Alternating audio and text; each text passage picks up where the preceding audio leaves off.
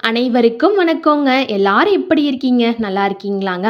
இன்னைக்கு இந்த வீடியோல வந்து காடு, மலை, பஸ்ஸு, பிரயாணம் அந்த மாதிரி விளாக் தாங்க. அது கூட வந்து உங்க கூட நிறையா விஷயம் வந்து ஷேர் பண்ணிக்கலான்ட்டு இருக்கேங்க. உங்களுக்கு போர் அடிக்கிற மாதிரி இருந்தால் நீங்கள் ஏதாச்சும் ஒர்க் பண்ணிக்கிட்டு வாய்ஸ் மட்டும் கூட கேட்டுக்கலாங்க. ஏன்னா எல்லாமே வந்து காடு மலையாட்டம் தான் விளாக் வந்து அப்படியே கண்டினியூ ஆகிட்டு இருக்குங்க.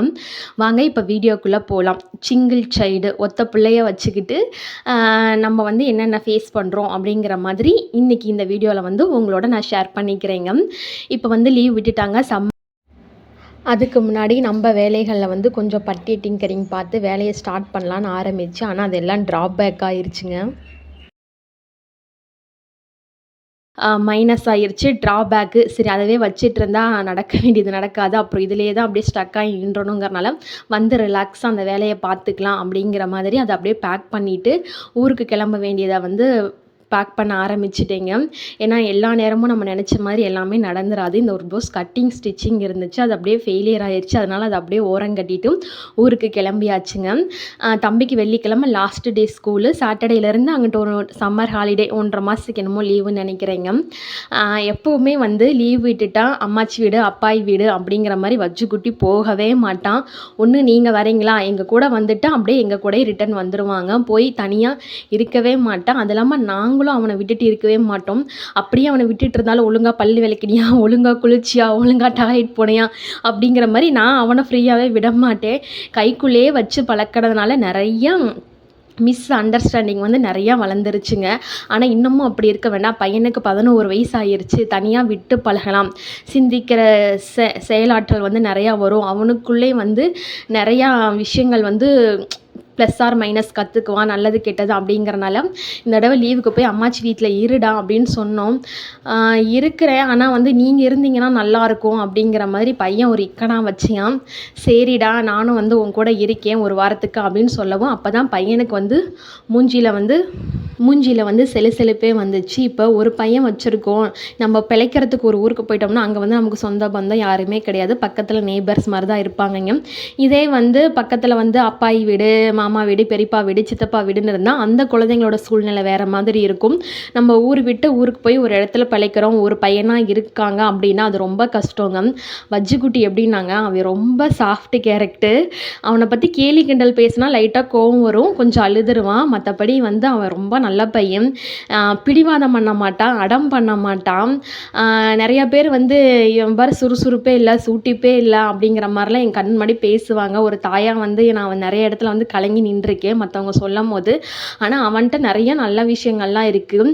யார்கிட்டையும் வந்து பிடிவாதம் பண்ண மாட்டான், விட்டு கொடுத்துருவான். அதே மாதிரிங்க யாரையும் அடிக்க மாட்டான், யாரையும் துன்புறுத்த மாட்டான். இப்போ நிறையா பசங்க சேர்ந்துக்கிட்டால் எல்லாத்தையும் போட்டு அடிப்பாங்க. ஆனால் இவன் அடி தான் வாங்கிட்டு வரானே தவிர இவன் யாரையும் அடிக்க மாட்டான். அந்த விஷயத்தில் என் பையனை நல்ல முறையாக வளர்த்திருக்கேன் அப்படின்னு நினச்சி நான் பெருமைப்பட்டுக்குவேங்க. சில பேர் இவன் சூட்டிப்பே இல்லை அப்படிங்கிற மாதிரிலாம் பேசுவாங்க. ஆனால் வந்து அவங்க பையன் நம்ம பையன் அப்படிங்கிற மாதிரி ஈக்குவல் ஆயிடுவேன். என் பேர் வஜ்ரவேல், அவன் பையன் அப்படிங்கிற மாதிரிங்க. நம்ம வந்து ரொம்ப போட்டு குழப்பிக்கிட்டெல்லாம் இருக்க வேண்டாம் அப்படிங்கிற மாதிரி தம்பியை வந்து யூனிக்காக வளர்த்திட்டு இருக்கேங்க. சாப்பிடும் போது செல்லும் பார்க்க மாட்டான். நான் கொடுத்து பழக்கவும் இல்லை. எப்போவுமே 3 பேர் ஒன்றா உட்காந்து தான் சாப்பிடுவோம். பசங்களோட அங்கே ஸ்கூலில் ஓரளவுக்கு மிங்கிள் ஆகிக்கிறான்.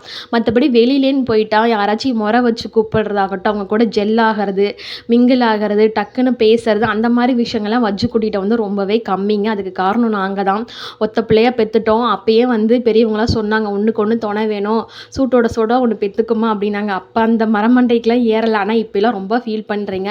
கண்டிப்பாக ஒரு பிள்ளை இருந்துச்சுன்னா இன்னொரு பிள்ளை இருக்கிறது மஸ்ட்டு அப்படின்னு நான் சொல்லுவேங்க. ரொம்ப முக்கியம். அப்போ தான் வந்து பிள்ளைங்கள விளையாடும் போது நல்லா பேசுகிறதாகட்டும், நிறையா விஷயங்கள் க்ரோத் படி நல்லது கெட்டது அப்படிங்கிற மாதிரி வர முடியுங்க. நாங்கள் அப்போ இருந்தே வந்து மேரேஜுக்கு முன்னாடியே ஒன்று போதும் அப்படிங்கிற மாதிரி நாங்கள் பிளான் பண்ணி ஒன்னோடவே நிப்பாட்டிட்டோம். அப்போ இருந்த குடும்ப சூழ்நிலைக்கு ஒரு பையன் இருந்தால் போதும், அவனை வளர்த்தி நல்லா வாழணும் பண்ணால் போதும், இன்னொன்று வந்து வேண்டாம். அப்போ வந்து பையனோட கவனம் வந்து குறைய ஆரம்பிச்சிடும் அப்படிங்கிற முடிவு எடுத்தனால தாங்க அந்த ஒரு பையன். உங்களுக்கு வந்து தனியாக என்னோடய டெலிவரி ஸ்டோரிலாம் வேணால் சொல்லுங்கள், ஒரு vlog போடுறேன். மாமியார் வீட்டு சைடு ஏதாவது விசேஷம்னா போவேங்க. அம்மா வீட்டு சைடோ ஏதாச்சும் நல்லது கெட்டதுன்னா அப்படியே வந்துட்டு போவேன். அப்புறம் வந்து இந்த வளையல் பிஸ்னஸ் தம்பி பொறந்த உடனே நானும் ஆரம்பிச்சுட்டேன்னா, இவனும் ஒரு பக்கம் வளர வளர அதுவும் ஒரு பக்கம் வளர்ந்துட்டே வந்துச்சாங்க. தம்பி ஸ்கூல் போகாத டைம்லாம் மதுரையில போய் ஜாமான் வாங்கிட்டு வந்து அப்படியே எண்ணெயும் வச்சுக்குட்டி மெட்டீரியல் எல்லாம் என் கணவர் வந்து கரூரில் எங்கள் அம்மா வீட்டில் விட்டுட்டு, அவர் பழனியில் அவரே சமைச்சு சாப்பிட்டுக்குவாருங்க. அப்படி தான் கொஞ்சம் நாளாக போச்சு. அப்புறம் தம்பி ஸ்கூலுக்கு போக ஆரம்பிச்சதுலேருந்து அம்மா வீட்டுக்கு வரதே சுத்தமாக கட் பண்ணிட்டேன். வருஷத்துக்கு ஒருக்க தீபாவளிக்கு வரதான். எங்கேயுமே வந்து அவனை விட்டு நான் பழக்காதாங்க இப்போ மிகப்பெரிய காரணம். அதனால் வந்து இந்த தடவை வந்து நமக்கு என்ன இருந்தாலும் பரவாயில்ல, பிரச்சனை இல்லை. ஆனால் பையன் விஷயத்துல வந்து விளையாடக்கூடாது. அம்மாச்சி வீடு, தாத்தா வீடு, மாமா வீடு, அத்தை வீடு, பெரியம்மா வீடு, பெரியப்பா வீடுன்னு விட்டு பழக்கணும். அவன் தான் அப்போ நாலு நல்லது கெட்டது தெரிஞ்சுக்குவான்.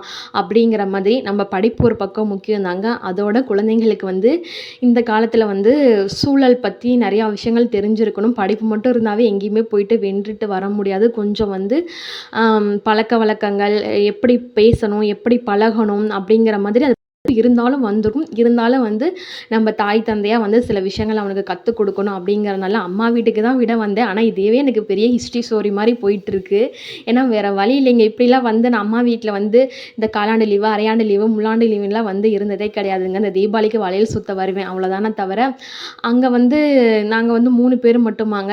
எங்கே போனாலுமே நான் உண்டு, என் வேலை உண்டு, 4 செவுரு உண்டுனே நான் இருந்து பழகிட்டேன். நாங்கள் வெளியிலையும் அவனை வந்து சரியாக விட்டு பழக்கினதில்லை. ஆனால் எங்கே போனாலுமே நாங்கள் கூட கூட்டிகிட்டு போயிட்டு நிறையா விஷயங்கள் வந்து எக்ஸ்ப்ளோர் பண்ணுவோங்க. அப்போ தான் நிறைய விஷயங்கள் அவன் கற்றுக்க முடியும். அப்படிங்கிறனால இருந்தாலும் உற்றார் உறவினர்களை பற்றி அவன் தெரிஞ்சுக்கணும், கற்றுக்கணுங்கிறனால ஒரு டைம் வந்து கரூரில் விட்டுட்டு நான் பழனி போகிறதுக்குள்ளே அம்மா என்னைய வந்து கூட்டிகிட்டு போம்மா அப்படின்ட்டு பையன் கண்ணிலேருந்து தேனாறு பாலாறு ஓடுற மாதிரி அவ்வளோ கண்ணீர். எனக்கு அந்த முகத்தை பார்த்தோன்னே அங்கே இருக்கவே முடியலைங்க. 12 மணிக்கு பழனியில் பஸ் ஏறி 2 மணிக்கு கரூர் வந்து திரும்ப 6 மணிக்கு பழனி ரீச் ஆனேன். ஏன்னா விட்டுட்டு அவனும் இருக்க முடியல. அவன் கண்ணீரில் அழுகாட்சி கேட்டு எனக்கு அழுகாட்சி வந்துருச்சு. நான் வந்து கூட்டிகிட்டு போயிட்டேங்க. அதனால் இவனை விடுற மாதிரி இருந்தால் கூட நம்மளும் இருக்கணும் அப்படிங்கிற மாதிரி முடிவு பண்ணிக்கிட்டேங்க. நிறைய பேரண்ட்ஸ்லாம் பிள்ளைங்கள்லாம் போயிட்டு அம்மாச்சி வீடு அப்படியே அப்பாய் வீடுன்னு மிங்கிள் ஆகிட்டு பேரண்ட்ஸை மறக்கிற அளவுக்குலாம் அப்பாய் தாத்தா பாசத்துக்கெல்லாம் வந்து வச்சுக்குட்டிக்கு அது கொடுப்பனே கிடையாது. ரொம்ப அந்த விஷயத்துலலாம் வந்து அவனை வந்து நான் ரொம்ப ஒத்த பிள்ளையாக வளர்த்தி கடைசியில் தனிமரமாகவே ஆக்கிட்டோமா அப்படிங்கிற மாதிரி நினப்புண்டுங்க.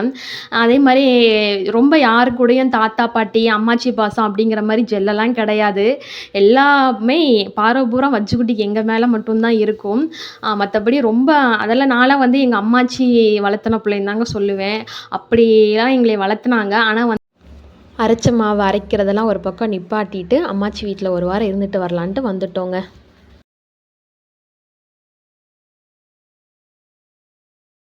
பண்ண வேண்டாம், 4 செவுத்துக்குள்ளேயே வச்சுட்டு இருக்க வேணாங்கிறனால எல்லாத்தையும் மூட்டை கட்டி வச்சுட்டு ஒரு வாரம் வந்து இருந்துட்டு போகலாம் அப்படிங்கிறனால. ஒரு வாரம் இதுலேயும் வந்து நான் ஃப்ரீயாக இருப்பேன்னு நினைக்கிறீங்களா? கண்டிப்பாக இல்லைங்க. இங்கே எல்லாருமே வேலைக்கு போகிறவங்க. காலையில் போயிட்டு எல்லாம் சாயந்தரம் தான் வருவாங்க. வச்சுக்குட்டிக்கு வந்து பக்கத்தில் அன்னை வீடு, மாமா வீடு, பசங்க நிறையா பேர் இருக்காங்க. இப்போ இங்கே வந்து விட்டதுக்கப்புறம் பயப்பில் என்னையை கண்டுக்க மாட்டேங்குது. சாப்பிடவே நான் பிடிச்சி கூப்பிட்டு உட்கார வச்சாதான் வந்து என் பக்கத்தில் உட்காரான். சரிடா, நான் அம்மா வந்து அம்மாச்சியோட வேலைக்கு போகிறேன். இங்கே கரூரில் வந்து டெக்ஸுங்க. ஒரு நாளைக்கு சம்பளம் எவ்வளோன்னு தெரியல, போயிட்டு வரலாம், ஏதோ நம்ம கை செலவுக்கு ஆகும் அப்படிங்கிற மாதிரி முடிவு பண்ணிவிட்டு திங்கக்கிழமை வேலைக்கு போகலான்ட்டு ஒரு ஐடியா இருக்கே. நான் வேலைக்கு போனேன்னா எங்கே போனேன், எவ்வளோ சம்பளம், என்ன வேலை அப்படிங்கிறது நம்ம நெக்ஸ்ட்டு விலாகில் பார்க்கலாங்க. இந்த ஒரு வாரம் வந்து இந்த மாதிரி விலாக் தான் வரும்.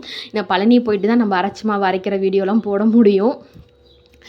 வீட்டில் கொஞ்சம் காய்கறிலாம் நிறையா இருந்துச்சுங்க. அதை மட்டும் வாங்கிட்டு அப்புறம் அம்மா வர வழியில் மல்லிகை ஜாமான் வாங்கிட்டாங்க. அப்புறம் வந்து 3 மணிக்கு படுத்தவ தான் ரொம்ப டயர்டுங்க. மத்தியானத்தில் வரவும் வெயில் சுட்டு தாக்கிருச்சு. அப்புறம் ஈவினிங் போல் ஃப்ரெஷ்ஷாக மூஞ்சி கழுவிட்டு வந்து உட்காந்தேன். பக்கத்தில் கரம் போட்டு இந்த பசங்களாம் சேல்ஸ் பண்ணுறதா சொல்லிட்டு வாங்கிட்டு வந்து கொடுத்தான். நல்லா இருந்துச்சு. அப்படியே வந்து எங்கள் அம்மாவுக்கு பொட்டிக்கடை தீனிலாம் பிடிக்கும். ஏன்னா அவன் வந்து நீ இருமா என் கூடன்னு சொல்லவும் அவன் பேச்சு நான் கேட்டல. அதனால் பையன் எனக்கு ஐஸ் வைக்கிறாரு. அதனால் வந்து எனக்கு இந்த 5 ரூபா கேக்கு, இந்த 3 ரூபா பர்பி அதெல்லாம் பிடிக்குங்கிறனால அதையும் வாங்கிட்டு வந்து தட்டு வடையும் வாங்கிட்டு வந்து சாமி என்னை ஐஸ் வச்சுட்டு இருக்காங்க. சரி, பிள்ளைங்கள நானும் வந்து பாரம்பரியம் பார்க்காம வயிற்றுக்கு வஞ்சகம் இல்லாமல் அந்த தீனிலாம் நான் நல்லா சாப்பிட்டுட்டு சாயந்தரம் போல் ஒரு டீ குடிச்சிட்டு அப்படியே ஸ்டார்ட் ஆச்சுங்க. சனிக்கிழமை மதியம் வந்தேன், நல்லா ரெஸ்ட் எடுத்தேன். ஞாயிற்றுக்கிழமையும் நல்லா ரெஸ்ட் எடுத்தேன். ஏன்னா நம்ம திங்கக்கிழமை வேலைக்கு போகிறோம், நமக்கு பவர் ஆஃப் பேக் எனர்ஜி வேணும் அப்படிங்கிற மாதிரி சும்மா நானே ரொம்ப பில்டப் கொடுத்துட்டு நல்லா டிவி பார்க்க, சாப்பிட, படுக்க அந்த மாதிரி தான் இருந்தேன். பெருசாக வேலை ஒன்றும் வீட்டில் இருக்காதுங்க. எல்லோரும் வேலைக்கு போகிறனால சமைக்க, சாப்பிட அந்த மாதிரி ரொட்டீன் தான் போயிட்டுருக்கோம்.